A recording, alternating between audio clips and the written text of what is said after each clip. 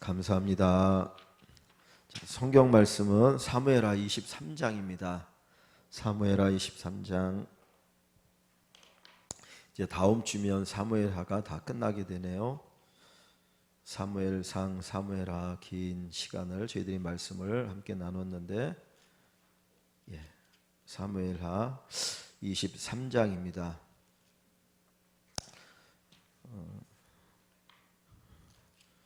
그냥 이 문제를 보면서 말씀을 읽어가도록 할게요. 제목을 다윗과 함께 영광을 나눈 사람들이라고 제가 제목을 정했는데, 요 중간 이하에 보면 이제 다윗을 도왔던 다윗의 장수들이 나옵니다. 그래서 그 장수들이 다윗을 위해서 다윗과 함께 싸웠지만 또 다윗에게 주었던 그 영광을 함께 나누는 자들이 되었다. 그런 의미에서 다윗과 함께 영광을 나눈 사람들이라고 제목을 제가 붙여봤습니다. 자, 1번을 한번 보시면 다윗은 자신을 어떻게 소개하고 있습니까? 여기 1절과 2절에 보면 다윗이 자기 자신을 소개하는 내용이 나오는데요. 먼저 1절을 보면 이는 다윗의 마지막 말이라, 다윗의 마지막 말이라 그랬죠. 그리고 나서 그 뒤부터 한번 같이 읽어볼까요?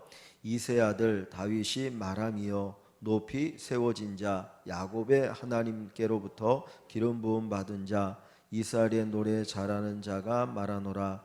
여호와의 영이 나를 통하여 말씀하시며 그의 말씀이 내 혀에 있도다. 아멘. 자, 여기 보면 다윗이 어떻게 자기 자신을 소개하고 있습니까? 먼저 다윗이 이제 마지막 말이라고 하는 이야기를 하고 있는데, 다윗에 대해서 다윗이 자기를 소개할 때 첫째는 이새의 아들이라고 그랬죠. 이새는 다윗의 아버지죠. 그래서 다윗이 이새의 8번째 아들이 되는데 이새의 아들이다. 일반적인 이야기라고 있습니다. 두 번째가 또 자기를 뭐라고 표현하고 있나요? 높이 세워진 자. 높이 세워진 자라는 말이 뭔가요? 왕이 되어진 걸 얘기하는 거겠죠. 그죠? 왕이 되어졌다. 가장 높은 지위에 진자. 그 다음에 또 뭐라고 표현하고 있습니까? 그 밑에 보니까 누구에게 기름 부음 받은 건가요? 기름 부음 받은 자라는 표현이 있나요? 예, 기름 부음을 받은 자. 누구로부터? 하나님으로부터 기름 부음을 받았다 그랬습니다. 다윗이 높은 자가 되었는데 그 높은 자가 되어진 것은 뭡니까? 하나님으로부터 기름 부음 받은 거죠. 그러니까 왕이나 선지자나 제사장은 하나님께서 이제 기름을 부어서 세우시는데 그 기름 부음 받은 자가 바로 높이 세워진 왕이 되었다라고 얘기합니다. 그러면서 자기가 이새의 아들이다. 사실 이새의 아들이라는 이것만 보면 8번째 막내 아들이었고, 과거에 사무엘 선지자가 왕의 기름을 부으려고 이새의 집에 갔을 때에 그 아버지 이새가 다윗은 왕감이라고 생각하지 않았어요. 그죠? 형들이 쭉 있는데 형들은 등치도 좋고 그리고 건장하고, 야, 저 사람들이 진짜 왕감이다라고 사무엘 선지자도 생각할 정도였는데 다윗은 그런 존재가 아니었던 거예요. 그러니까 야, 너는 가서 왕이나 저기 가서 양이나 치고 있어. 그리고는 불러오지도 않았거든요. 그런 다윗을 하나님이 높이 세우셨는데 하나님이 세우셨다라는 거죠. 하나님이 세우셨다. 그래서 이 다윗은 자기가 왕이 되어진 것이 전적인 하나님의 은혜라고 하는 것을 여기에 고백하고 있습니다. 그래서 하나님으로부터 기름 부음 받은 자다라고 이야기하고 있죠. 자, 그리고 그 뒤에 보면 또 뭐라고 말합니까? 자기를 이스라엘의 뭡니까? 노래 잘하는 자. 이 노래 잘하는 자라는 이 말은 어떤 의미가 있을까요? 성악가처럼 노래를 잘했다. 그런 의미도 있겠죠. 그죠?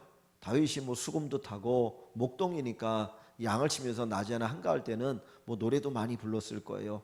그래서 노래를 잘하는 자다라는 표현을 쓰고 있기도 한데, 이게 단순히 노래를 잘하는 자라는 그 의미를 뛰어넘는 것 같아요. 왜냐하면 시편을 보면 시편이라는 것 자체가 노래거든요. 근데 이 시편의 많은 것을 다윗이 기록했습니다. 사실 이 시가 노래인데 그걸 보면 단순히 노래를 잘한다라는 것이 아니라 그 노래의 어떤 내용, 무엇을 노래했느냐라는 거죠. 그러면 이걸 보면 이 다윗이 다른 말로 하면 하나님을 찬양했다라는 말이 들 수 있을 거예요. 하나님을 찬양했다. 자기가 평상시에 삶 속에서 경험했던 것들로 인하여서 하나님을 높이고 찬양하는 자였습니다. 그러니까 여기 말씀을 보면 요 두 가지를 2번으로 보고 요 노래 잘하는 3번으로 보면 다윗이라고 하는 사람이 이새의 아들이에요. 그죠? 그냥 극히 평범한 사람 또는 아버지 집에서 제대로 대접받지도 못했던 그런 다윗인데 하나님이 어떻게 합니까? 그를 높이 세워주셨잖아요. 높이 세워주셨어요. 여기 보면 하나님에 대한 어떤 그 믿음이 있기 때문에 그 믿음을 보시고 하나님이 이스라엘의 왕으로 기름 부어 세워주십니다. 그리고 여기에서 하나님의 은혜를 체험하게 되어지죠. 은혜를 체험하고 나서 그가 무엇합니까? 그 은혜에 대해서 하나님을 찬양하고 노래한다는 거예요. 그래서 자 보시면은 여기 우리가 22장에도 보시면 22장에 나오는 그 내용이 뭡니까? 22장 1절을 보시면 여호와께서 다윗을 모든 원수의 손과 사울의 손에서 구원하신 그날에 다윗이 이 노래의 말씀으로 여호와께 아뢰요. 이 노래가 뭐예요? 찬양이잖아요. 그죠? 찬양이에요. 그러니까 지금 여기 보시면은 22장에 모든 원수의 손과 사울의 손에서 구원하신 날, 사울의 손에서 구원하셨다는 건 다윗이 왕이 되기 이전이잖아요. 그죠? 그러니까 왕이 되기 이전에도 하나님의 은혜에 대해서 감사해서 찬양을 지었어요. 근데 23장을 가보세요. 23장 1절에 다시 보시면 뭐라고 표현합니까? 이는 그랬어요. 지금 요 앞으로 나오는 우리가 지금 23장이 보는 1절부터 7절에 있는 말씀은 다윗의 뭐예요? 마지막 말이라 그랬어요. 마지막 말이다. 그러니까 아까 22장에는 다윗이 왕이 되기 이전에 하나님을 노래한 내용이고 23장은 마지막이에요. 그러니까 다윗의 일생을 보면 다윗은 왕이 되기 이전에도 하나님을 찬양했고 목동일 때도 하나님을 찬양했고 쭉 지나서 이제 죽을 날이 되어질 그때까지도 하나님을 뭐 하는 겁니까? 찬양하고 있다는 거예요. 그 찬양의 노예니까 나는 힘이 부족했는데 하나님이 나를 사랑하셔서 나를 높여주셨다. 그 은혜에 감사하는 노래를 부르고 있는 것이죠. 이것에 다윗이 신실한 믿음인 것 같아요. 그래서 이런 믿음을 우리가 가지고 평생 하나님을 찬양하고 살아가는 삶이 얼마나 귀할까 하는 생각을 갖게 됩니다. 자, 다윗이 이제 찬양을 할 때에 어떻게 찬양을 하고 있느냐, 노래를 하느냐. 2절에 보면 여호와의 영이 나를 통하여 말씀하시며 그의 말씀이 내 혀에 있도다 그랬어요. 그러니까 하나님께서 자기 성령으로 자기로 하여금 이 노래를 부르게 하는 거예요. 그죠? 그러니까 우리가 하나님을 찬양하는 것도 하나님의 은혜에 감사하는 것도 결국은 다 누구의 감동이에요? 성령의 감동인 거예요, 사실. 그러니까 하나님을 잘 높이는 사람은 성령 충만한 사람입니다. 그래서 그 부분 속에서 다윗이 얘기하고 있습니다. 자, 2번으로 한번 가볼게요. 2번으로 보시면 하나님을 경외함으로 백성을 다스리는 자에게 어떤 은혜가 있습니까? 자, 다윗이 이제 왕이니까 백성을 다스려야 되잖아요. 백성을 다스리는데 다윗이 어떻게 백성을 다스렸는가 한번 봅니다. 3절과 4절 한번 같이 읽어볼게요. 3절 4절 이스라엘의 하나님이 말씀하시며 이스라엘의 반석이 내게 이르시기를 사람을 공의로 다스리는 자 하나님을 경외함으로 다스리는 자여 그는 돋는 해의 아침빛 같고 구름 없는 아침 같고 비 내린 후에 광선으로 땅에서 우미 돋는 새풀 같으리라 하시도다 그랬습니다. 자, 여기 먼저 3절부터 보시면 자, 이스라엘의 하나님이 말씀하셔요. 또 이스라엘의 반석이 내게 말씀하시기를 여기 보면 하나님을 뭘로 또 표현합니까? 반석으로 표현하고 있습니다. 반석 지난번에 우리가 지난주죠. 이렇게 바위나 언덕 할 때 어떤 피난처가 된다는 거죠. 높은 바위에 있을 때 반석이란 말을 쓴 데서 적군이 쉽게 올라오지 못하도록 보호해주는 역할을 하는 것이 반석이라고 그랬잖아요. 그래서 하나님께서 이스라엘의 반석이 되시는데 자기에게 뭐라고 말합니까? 다윗에게 사람을 공의로 다스리는 자, 하나님을 경외함으로 다스리는 자여 그랬어요. 자, 지금 다윗이 왕으로서 백성들을 지도할 때에 어떻게 지도하고 있다고 얘기하고 있나요? 하나님을 첫째 경외함으로 다스린다고 얘기하죠. 그죠? 사람을 공의로 다스리는 자, 사람을 공의로 다스리는 자, 그리고 하나님을 경외함으로 다스리는 자여라는 말을 쓰고 있잖아요. 이 둘이 지금 결국은 누구에 대해서 얘기하는 겁니까? 다윗 자기에 대해서 얘기하는 거죠. 내가 하나님을 경외함으로 다스리고 사람을 공의로 다스리고 있다라는 표현을 쓰고 있는 거잖아요. 그럼 여기 보시면 하나님을 경외한다는 것과 사람을 공의로 다스린다라는 것, 사람을 공의로 대한다는 것이 결국은 같은 이야기잖아요. 그죠? 그러니까 하나님을 경외하는 사람이 사람을 공의롭게 대한다는 거예요. 그죠? 그러니까 하나님을 경외할 줄 아는 사람이 사람을 존중히 여기게 되어지지, 하나님을 제대로 경외하지 않으면 사람에 대해서도 무시하거나 비난할 수 있거든요. 근데 다윗은 사람을 공의로 다스리는데 그 공의로 다스림이 어디에서 시작되느냐? 하나님을 경외하면서 시작되어지는 거죠. 왜냐하면 다윗이 왕이 되어진 것이 어떻게 왕이 되었다고 그럽니까? 하나님께서 기름 부었다라고 얘기하잖아요. 하나님 나를 세우셨다라는 것을 다윗이 알기 때문에 하나님을 경외하는 마음이 있고, 경외하는 마음이 사람을 존중히 여기고 공의로 다스리는 것으로 표현되어지는 것이죠. 그러니까 진짜 하나님을 잘 믿는 사람은 사람들을 잘 대합니다. 존중히 여길 줄 압니다. 그러니까 그 사람을 대하는 걸 보면 하나님을 어떻게 믿고 있는지를 알 수 있다는 거예요. 그래서 성경에서도 그런 이야기들을 계속 하고 있죠. 그래서 여기에 다윗이 이제 그 얘기를 하는데, 이렇게 하나님을 경외하고 사람을 존중히 여기고 공의로 다스리는 자에게 어떤 은혜가 임하게 되느냐? 여기 4절을 한번 보세요. 그는 그랬어요. 그런 사람은 돋는 해의 아침빛 같고, 아침에 해가 이렇게 딱 떠오르면서 빛이 확 비칠 때 그 찬란함이 있잖아요. 그것 같고, 그 다음에 구름 없는 아침 같고, 구름이 없어요. 맑은 하늘에서 그 하늘빛이 그냥 태양빛이 쫙 내리쬐는 그런 모습. 그 다음에 비 내린 후에 광선으로 땅에서 옴이 돋는 새풀 같으리라. 한번 생각해 보세요. 비가 막 왔어요. 그리고 비가 온 다음에 소낙비가 쫙 오고, 그 다음에 확 개면서 해가 팍 뜨고, 그러면서 거기에서 싹이 돋아오를 때 한번 생각해 보시죠. 땅에 물이 촉촉하게 젖어 있고 하늘에서 햇빛이 쫙 내리쬐니까 그 싹이 얼마나 잘 자라겠습니까? 마치 그것처럼 하나님께서 그렇게 영광스럽게 해주신다라는 것을 얘기하고 있는 것이죠. 자, 그러면서 세 번째, 똑같이 계속 연결되는 말씀인데 3번을 한번 가볼게요. 3번에 보시면 하나님이 다윗에게 영원한 언약을 맺으시고 이루신 일은 무엇입니까?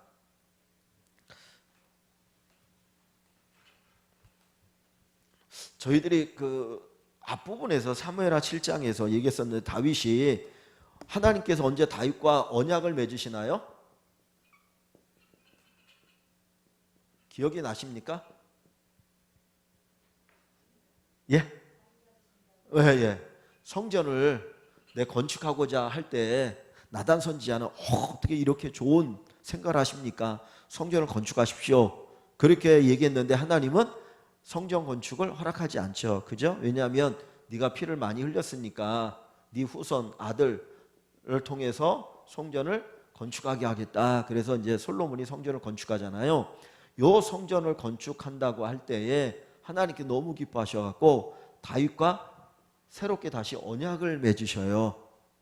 그 언약을 맺으실 거니까 하나님을 향한 다윗의 사랑을 하나님이 보시고 기뻐하시니까 내가 너를 위해서 이렇게 할 거야 라고 언약을 맺으시거든요. 자, 그 얘기가 여기 있는 거예요. 다 보세요. 5절을 보시면, 5절부터 보시면 내 집이, 여기 집이라고 하는 건 단순히 건물을 얘기하는 게 아니겠죠. 그죠? 자기의 후손들을 얘기했죠. 가문 얘기하겠죠.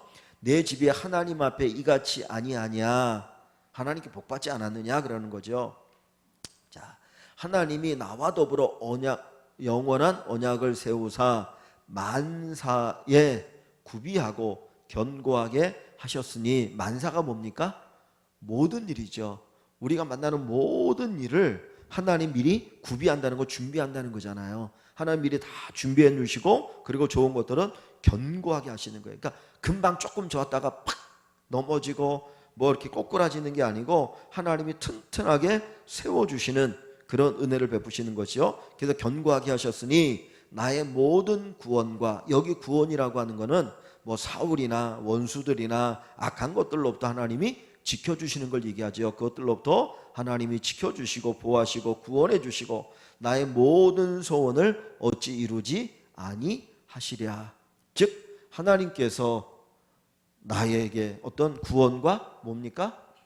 소원을 이루어 주셨다라는 거죠. 구원과 소원을 이루어 주셨다. 왜? 다윗이 하나님을 경외하고 백성들을 공의로 다스리니까 요것을 하나님이 기뻐하셔서 이렇게 하나님께서 은혜 주셨다라는 걸 얘기하고 있는 거죠. 그러니까 우리가 이 말씀을 쭉 하나님 말씀을 보면서 결국은 깨닫는 게 뭐냐면 하나님을 경외하고 그러니까 우리가 공의하고 다른 사람을 존중히 여기는 마음을 가지고 이 삶을 살아가는 것 자체가 하나님이 복 주시는 길이다라는 것을 우리가 깨닫습니다. 하나님을 경외하고 하나님을 가장 우선 사랑하는 것 그리고 사람을 사랑하는 거잖아요. 그러니까 결국 하나님 말씀 그대로 살면 하나님께서 구원하시고 소원을 이루시고 구원하시고 소원을 이루시고 이 일들을 하나님이 다 하시는 거예요. 그러니까 그냥 우리가 믿음 안에 잘 사는 것이 결국 하나님의 역사를 체험하는 방법이다 하는 것을 생각해 볼 수가 있습니다. 반면에 여기 보세요. 6절을 보시면 사악한 자는 하나님을 경외하지도 않고 백성을 공의로 다스리거나 존중히 여기지도 않는 사람이겠죠. 그런 사람 6절에 사악한 자는 어떻게 됩니까? 다 내버려질 가시나무 같으니 내버려질 가시나무 같다 그랬어요. 쓸모가 없는 가시나무 같으니 이는 손으로 잡을 수 없음이로다. 그것들을 만지는 자는 철과 창자를 가져야 하리니 그것들이 당장에 불사르리로다. 그래서 결국은 불사라질 수밖에 없다라는 거죠. 그래서 시편 1편에 있는 이야기와 같은 걸 볼 수 있습니다. 그래서 다윗은 하나님이 자기를 세웠다라고 하는 것을 그는 뭔지 알았어요. 왜 나를 왕으로 세웠는지를 알으니까 그래서 내가 할 일이 뭔지를 알고 그래서 백성을 공의로 다스리게 되는 것이고 그런 사람 그런 다윗을 하나님께서 복을 주시는데 하나님이 어떻게 복을 줍니까? 돋는 해 아침빛 같고 구름 없는 아침 같고 비 내린 후에 광선으로 땅에서 음이 돋는 쇠풀 같을 것이다.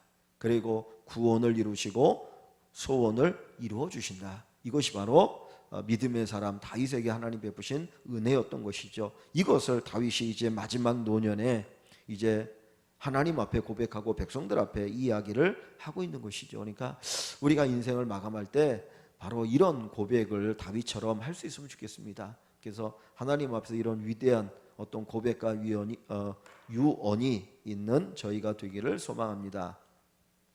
자, 그 다음에는 이제 8절부터 보면은 이제 사람들이 이미 많이 나옵니다. 다윗의 장군 용사들 다윗과 함께 전쟁에 나갔던 장군들의 이름이 나오는데 한번 그것들을 좀 한번 살펴볼게요. 자, 4번으로 한번 가볼게요. 4번을 보시면 다윗의 첫 번째 3인의 용사는 누구입니까? 그들의 전공은 무엇입니까? 그랬습니까?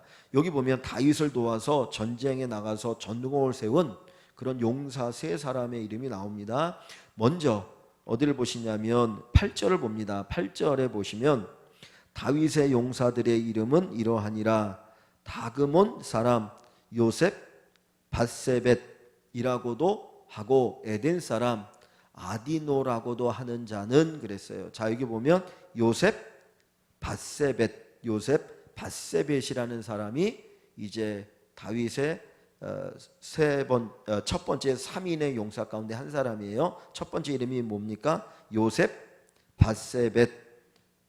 조금 발음하기가 어려운데, 자, 그는 어떤 전공을 이루었나요? 군 지휘관의 두목이라고 했어요. 군 지휘관들 가운데 최고의 우두머리 역할을 했는데 그가 단번에 몇 명을 쳐 죽였습니까? 800명을 쳐 죽였대요. 단번에 800명. 아마 자기 혼자 힘으로 800명을 쳐 죽였던 것 같아요. 그러니까 그만큼 용맹한 자다. 자, 두 번째 여기 9절에 보면 두 번째 사람 또 하나가 나옵니다. 그 다음은 아호아 사람 도대의 아들 엘르 아살이니 두 번째 사람의 이름은 엘르 아살이에요. 다윗과 함께한 세 용사 중에 한 사람인데 누가 싸워서 이겼습니까? 블레셋 사람들이 싸우려고 거기에 모임에 이스라엘 사람들이 물러간지라 세 용사와 싸움을 도두고 그가 나가서 손이 피곤하여 그의 손이 칼에 붓기까지 블레셋 사람을 치니라. 블레셋 사람과 싸워서 승리했는데 어떻게 정도 얼마나 정말 열심히 싸운 겁니까? 손이 피곤하여 그의 손이 칼에 붓기까지. 이건 어떤 얘기일까요? 손이 칼에 붙는다는 게 뭡니까? 제가 잘 모르겠는데 그 옛날에 군대 가면 막 이렇게 고참들이 이렇게 밑에 때리고 막 그러거든요. 그러면은 옛날에 군 생활했던 분들은, 진짜 옛날에 군 생활했던 분들은 매를 안 맞으면 잠을 못 잤대요. 그러니까 잠자기 전에 불러다가 이렇게 때려가지고 그날 안 때리면 왜 안 때리지? 이따가 좀 이따가 부르려나? 그래갖고 오히려 그랬다는 거예요. 근데 그 진짜 이렇게 때리면은 뭐 안 맞으시지만 하여튼 때리면 나중에 막 여기서 피가 나면 엉겨 붙잖아요. 그러면 이게 안 떨어지잖아요. 그러니까 우리도 이렇게 뭐 피가 났을 때 꺼지를 감거나 분대를 감으면 나중에 그게 굳어버리면 안 떨어지잖아요. 잘 모르겠는데 이게 그 말이 아닐까. 여기 보면 칼이, 손이 칼에 붓기까지 그랬거든요. 그러니까 떨어지지 않은 거 보면은 뭐 해가지고 피 같은 게 엉겨가지고 그게 아닐까. 그저 굳어서. 제가 잘 모르겠어요. 그러니까 정말 죽기 살기로 했던 것 같아요. 그죠? 그렇게까지 해서 이겼다. 이게 이제 두 번째 누구입니까?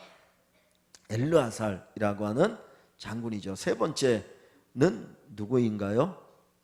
그 다음에 여기 11절에 보면 그 다음은 하랄 사람 아게의 아들 삼마라는 사람이 나오죠. 그도 블레셋 사람과 싸워서 이깁니다. 블레셋 사람들이 사기가 올라 거기 녹두나무가 가득한 한쪽 밭에 모임에 백성들은 블레셋 사람들 앞에서 도망하되, 블레셋 사람 사기가 올라가면 이기기가 어렵잖아요. 그냥 싸우는 게 아니라 막 계속 전쟁에 승리하고 블레셋 사람들이 오면서 사기가 올라가주면 사실 자기가 가지고 있는 힘보다 더 많은 힘을 발휘할 수 있잖아요. 그런데 그 사람들 앞에서 사람들의 백성이 다 도망갑니다. 그런데 12절에 보면 그는 그 밭 가운데 서서 막아 블레셋 사람들을 쳤다 그랬습니다.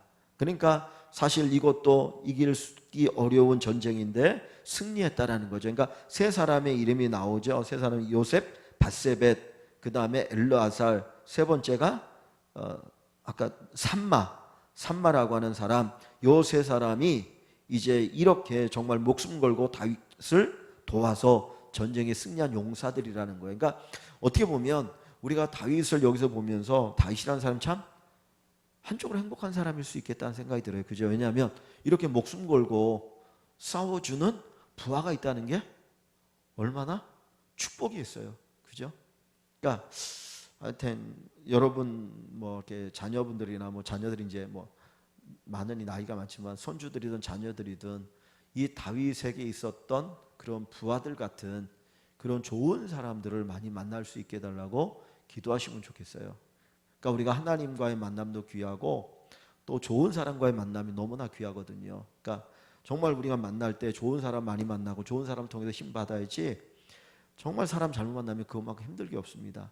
아마 이제 뭐 자녀분들이나 또 손주들이 가끔 직장 생활하면서 그런 얘기 하잖아요.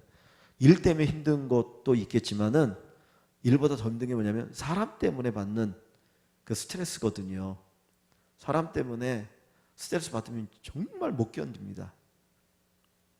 일이야 뭐 몇 시간 뭐 30분 1시간 더 내서 하면 되지만은 사람이 옆에서 그냥 갈구고 옆에서 막 하고 자꾸 문제 일으키고 그러면 그거 못 견디거든요. 근데 다윗이 사울에 쫓겨서 10여 년 동안의 긴 세월 동안 쫓겨다니는 삶을 살았지만 그때도 누가 있었던 거예요? 여기 세 사람의 장수들이 있었던 거예요. 이 사람들은 다윗이 처음 이제 쫓겨다닐 때부터 같이 했던 장수들이거든요. 그러니까 이런 사람들이 있으니까 다윗이 한쪽으로 견딜 수 있었던 거거든요. 그래서 하나님 앞에 기도할 때 하나님 우리 자녀들에게 우리가 죽는 날까지도 좋은 사람 만나야 되겠지만은 자녀들까지 우리 손주들 정말 주변에 항상 좋은 사람들 많이 만나게 달라고 기도하는 그런 기도가 있어지면 좋겠습니다. 자, 여기서 또 한 가지 보시면 10절 한번 볼게요. 10절을 보시면은, 자, 10절에 보시면은 여기 엘라살이 나가서 싸울 때에 손이 피곤하여 그의 손이 칼에 붓기까지 블레셋 사람을 친지라 그랬습니다. 뭐 블레셋이 막 벌떼같이 몰려온 것 같아요. 그러니까 계속해서 죽여도 끝이 없는 거예요. 그러니까 막 칼이 손에 붓기까지 하여튼 계속 싸워갖고 이겼는데, 거기 뒤에 보면 뭐라고 말하냐면 그날에, 글쎄 그날에 이 손이 피곤할 정도로 목숨 걸고 싸워야 되는 그때에, 그날에 여호와께서 크게 이기게 하셨으므로 그랬어요. 자, 이 전쟁을 누가 이기게 하셨습니까? 하나님 여호와께서 이기게 하셨다는 거예요. 여호와 하나님이 크게 이기게 하셨다. 크게 이기게 하셨다. 이 얘기를 거꾸로 뒤집어 말하면은, 크게 이겼다라고 하는 거는 죽을 위협이 컸다는 거잖아요. 왜냐하면 적군이 엄청나게 많았으니까 내가 죽을 가능성이 훨씬 많은 거예요. 그런데 거꾸로 하나님이 함께 하셔서 오히려 큰 전쟁에 승리케 하신 것이죠. 그러니까 하나님이 함께 하시면 위기가 기회가 된다는 말이 바로 이 말인 것 같아요. 그죠? 하나님 크게 얘기하시, 여호와께서 크게 얘기하셨다. 자, 여호와께서 크게 얘기하셨다. 이렇게 줄을 쳐보시면, 치셔도 되시는 분은, 자, 그 다음에 여기 12절에도 가보시면, 그는 그 밭 가운데 막 블레셋 사람의 사기가 충천해가지고 막 계속해서 이겨오고, 사람 백성들은 다 도망갈 때에 이 누굽니까? 산마가 그 블레셋 군대하고 싸우잖아요. 근데 맞서서 막아서 싸워서 이기게 되는데, 정말 이길 수 없는 전쟁이거든요. 근데 이겼어요. 근데 그 뒤에 보니까 뭐라고 말합니까? 여호와께서 큰 구원을 이루시니라. 이것도 누가 역사하신 거예요? 하나님 여호와가 역사하신 거예요.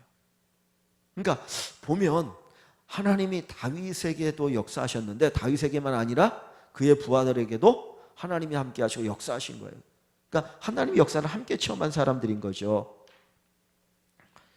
참, 이런 하여튼 축복이 하여튼 우리에게 풍성했으면 좋겠습니다. 자, 그리고 나서 이제 그 밑에 또 하나 예가 나옵니다. 이제 그 얼마나 다윗에게 충성했느냐 하는 것을 하나 보여주는 게, 그 5번을 보시면 다윗의 30두목 중 세 사람의 충성심은 어떠합니까? 두목이라고 하는 건 아마 장군을 얘기할 거예요. 장군을, 여러 이제 장군들이 있는데 그 장군들 가운데 세 사람이 어떻게 충성했느냐, 13절부터 한번 제가 좀 읽어보겠습니다. 이건 하나 이해가 나와 있는데, 30두목 중 세 사람이 곡식 뺄 때니까 추수 때죠. 요거는 우리는 가을에 추수하지만 이스라엘은 봄에 추수합니다. 가을에 씨를 뿌려가지고 봄에 추수를 해요. 그래서 3월 중순쯤 될 때 보리를 먼저 추수하고, 4월달 지나서 5월달쯤 될 때 이제 밀을 추수합니다. 그러니까 여기가 봄인 거예요. 하여튼 3월 중순부터 5월 정도 되어지는 그때를 얘기하는데, 자, 곡식 뺄 때에 아둘람 굴에 내려가 다윗에게 나아갔는데, 아둘람 굴이 어디인가요? 아둘람 굴이 뭐 했던 데죠? 아둘람 굴은 다윗이 사울을 피해서 피신했던 때잖아요. 피신한 곳이죠. 그러니까 아둘람 굴 요때 얘기를 한 거 보면, 지금 요때가 어느 때입니까? 다윗이 아직 왕이 되지 않고 사울을 피해서 도망 다니는 그때를 얘기하는 거예요. 아직 왕일 때가 아니에요. 그런데 그때에 이 사람들이 다윗에게 충성을 했다는 거예요. 아직 왕이 아니었는데. 자, 그 밑에 볼게요. 아둘람 굴에 내려가 다윗에게 나아갔는데, 지금 이 아둘람 굴에 피해 있을 때 다윗에게 이제 이 사람들이 나아갔습니다. 그때 블레셋 사람의 한 무리가 르바임 골짜기에 진쳤더라. 르바임 골짜기에 진치고 있습니다. 그러니까 블레셋이 이스라엘에 막 이쪽 저쪽에 막 침입하고 들어와 있는 상태를 얘기해요. 지금 사울도 막 블레셋과 계속 전쟁하면서 힘들어하는 상황인데, 자, 14절, 그때 다윗은 산성에 있고 그때 블레셋 사람의 요새는 베들레헴에 있는지라. 베들레헴에 블레셋의 요새가 있습니다. 베들레헴이 어디죠? 뭐 하는 곳이죠? 예수님이 태어난 곳이 베들레헴이죠. 또 베들레헴이 어떤 곳입니까? 다윗의 고향이죠. 다윗의 고향이 베들레헴이죠. 태어난 곳, 고향이죠. 다윗의 고향이 베들레헴이죠. 태어나고 자란 곳이 베들레헴인데 그 베들레헴에 뭐가 있다고 그럽니까? 블레셋 사람의 요새가 있어요. 거기가 블레셋이 지금 점령하고 있는 상태예요. 근데 다윗이 이게 그냥 쓸데없는 한마디를 해가지고, 자 15절을 보면 다윗이 소원하여 이르되, 아마 옛날 생각이 많이 났던 것 같아요. 어떤 얘기냐면 베들레헴 성문 곁 우물물을 누가 내게 마시게 할까? 그 어렸을 때 마셨던 그 베들레헴의 우물물이 생각이 난 거예요. 근데 지금 베들레헴은 누가 점령하고 있다 그랬습니까? 블레셋 사람이 점령하고 있거든요. 그러니까 그 물을 퍼올 수가 없어요. 퍼올 수가 없어요. 지금은 이제 베들레헴이 지금은 저기 뭡니까? 팔레스타인 사람들이 거기 거주하거든요. 그 지역인데 여기 보면 하여튼 다윗이 이 얘기를 합니다. 그냥 지나가는, 나 어렸을 때 마셨던 그 베들레헴의 성문 곁에 있는 우물물을 한번 마시면 좋겠다. 그 물이 되게 그립네. 뭐 이렇게 이제 한마디 한 거예요. 그랬더니 16절을 보면 새 용사가 블레셋 사람의 진영을 돌파하고, 진영을 돌파했다는 뭡니까? 싸웠다는 거죠. 가서 싸워가지고 무찌르고 건너가서 지나가서 베들레헴 성문 곁 우물물을 길어 가지고 다윗에게로 왔으니, 목숨 걸고 와서 온 거예요. 몇 사람이에요? 세 사람이서 그 우물물 마시게 하겠다고.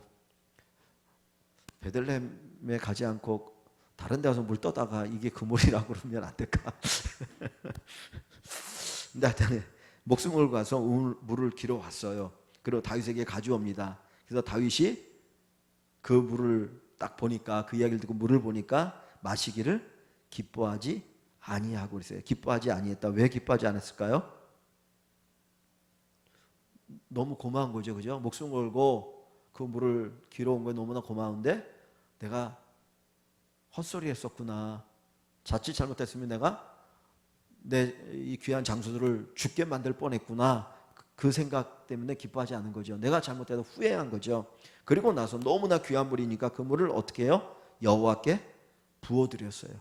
너무 귀한 거니까 자기 부하들이 목숨 걸고 가져온 것이기 때문에 너무 귀해서 자기가 마시지 않고 오히려 하나님 앞에 그것을 내어드립니다. 그러면서 다윗이 이것을 가지고 하나님 앞에 드릴 때 무슨 생각을 가지고 드리겠습니까? 하나님, 이 물이 그냥 물이 아닙니다. 저 세 사람의 목숨을 걸었던 물입니다. 그죠? 그 얘기했겠죠. 저들이 나에게 충성한다고 이 물을 떠왔는데 내가 이 물을 마실 수 없어서 너무나 귀한 거기 때문에 하나님 앞에 드리겠습니다. 그리고 정말 목숨보다 더 귀한 그 물을 자기가 마시지 않고 하나님께 드리는 거죠. 그러니까 여기 보면 또 다윗의 또 하나님을 향한 최고의 것을 드리러 가는 그 믿음을 볼 수 있잖아요. 그러니까 하나님이 다윗을 기뻐하게 되었죠. 자, 그리고 나서 17절에 보면 이르되 여호와여, 내가 나를 위하여 결단코 이런 일을 하지 아니하리라. 이제는 내가 다시는 이런 일을 하지 않겠습니다. 왜냐하면 그 말 한마디가 자칫 잘못하면 충성스러운 자기의 부하들을 죽게 만들 수 있었으니까 얼마나 어리석은 짓을 한 겁니까? 그러니까 내가 다시는 이런 일을 하지 않겠다라고 그가 고백을 합니다. 그러면서 이는 목숨 걸고 갔던 사람들의 피가 아니니까. 이게 물이 아니라 이건 피입니다. 하나님 앞에 하고 마시기를 즐겨하지 아니하니라. 새 용사가 이런 일을 행하였더라. 세 사람의 이야기를 하나 여기서 얘기하는 거니까 이런 일들이 여럿 있었던 것이죠. 그러니까 이렇게 새 용사가 다윗을 위해서 충성했다. 그래서 그 나라가 세워지는 것이고 견고한 나라가 될 수 있다라는 겁니다. 그러니까 다윗 혼자서 그 나라를 세운 것이 아니에요. 다윗 곁에 그런 사람들이 있었다는 것이죠. 자, 그리고 나서 여기 이제 몇 번입니까? 그 밑에 쭉 보면 이제 그 또 같은 이야기들이 나오는데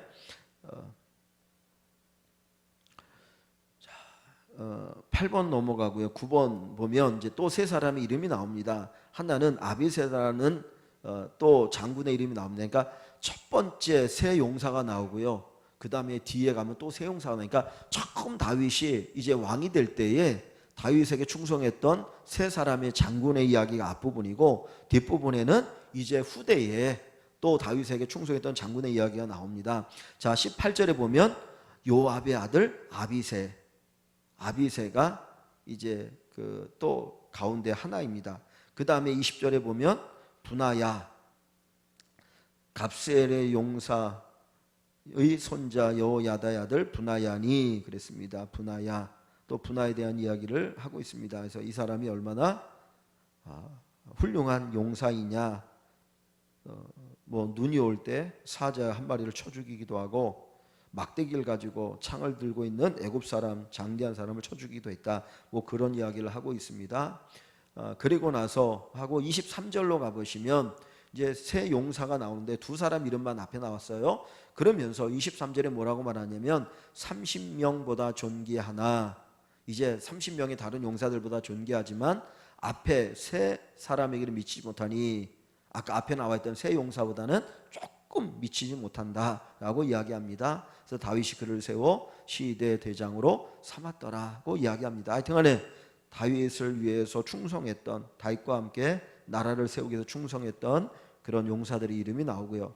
마지막 이제 24절부터 29절, 39절에 보면 다윗의 30의 용사, 37명의 용사들이 나옵니다. 요 사람들을 통해서 이제 뭐 블레셋과의 전쟁에서 이기기도 하고 나라가 세워지기도 했는데, 그냥 쭉 보시면 먼저 24절 보면 요압의 아우 아사엘은 30명 중에 하나요. 또 베들레헴 도도의 아들 엘하난과, 그래서 쭉 이름이 나옵니다. 그냥 다 넘어갈게요. 그리고 마지막 39절로 봅니다. 39절에 보시면 햇사람 우리아라, 햇사람 우리야, 햇사람 우리야 우리가 알죠? 밧세바의 남편이었죠. 지난번에 한번 그 부분에 대해서 얘기한 적이 있었는데, 햇사람 우리야, 저 앞에다 전쟁터에 내세우고 결국은 다윗이 죽였던 그 우리야, 얼마나 충성스러운 이름입니까? 여기도 나오는데 자기의 죄를 덮기 위해서 그 충성스러운 부하를 전쟁터에서 죽게 하는 그런 일을 했던 것인데, 햇사람 우리아라 이상 총수가 37명이었더라. 그러니까 37명의 용사들, 그리고 앞부분에 나와 있는 또 3명의 용사들, 이 사람들이 다윗을 도와서 나라를 세우는 일을 했다라고 하는 것을 보여줍니다. 그래서 하나님 앞에 기도하시면 좋겠어요. 그러니까 여기 보면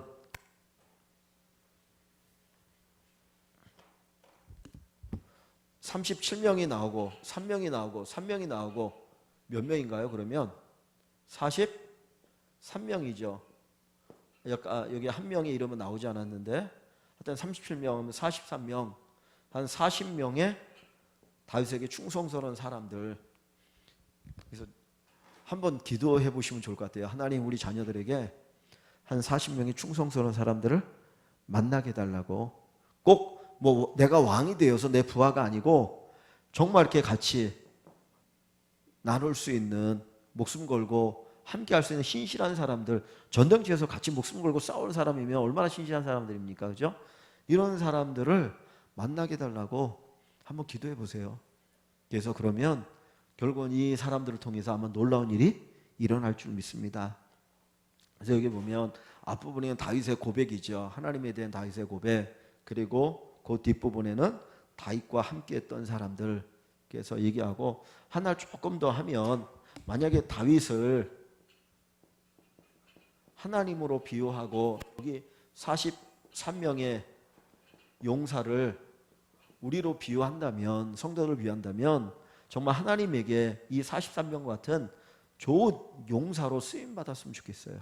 그죠? 우리가 주의 군사라는 표현을 쓰잖아요. 주의 군사. 그래서 하나님, 저희들이 다윗에게 43명의 용사가 있었던 것처럼 하나님에게 저희들이 용사가 되게 해주십시오. 정말 주님을 위해서 귀하게 쓰임받는 저희가 되기를 소망합니다. 이런 기도 제목이 우리의 기도 제목이 되었으면 좋겠습니다. 자, 제가 기도하겠습니다. 기도하고 잠깐 남은 시간 갖도록 합니다.